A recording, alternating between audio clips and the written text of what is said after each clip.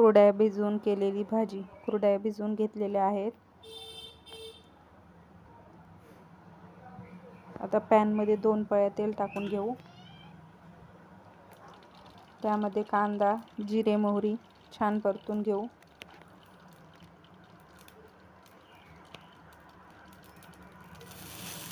लसूण पेस्ट घालून घेऊ.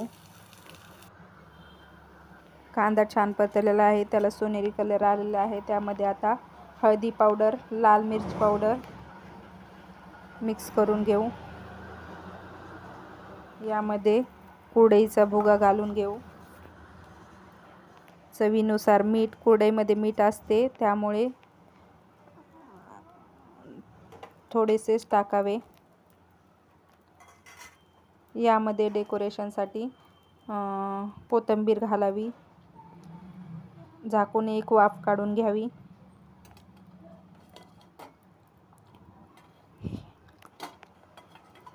हे पहा, आपली कुरडईची भाजी तयार आहे.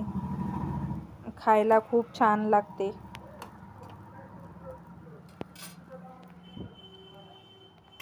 धन्यवाद. आवडत लाईक करा, शेअर करा, सबस्क्राईब करा. वाह, मस्त चमचमीत दिसते.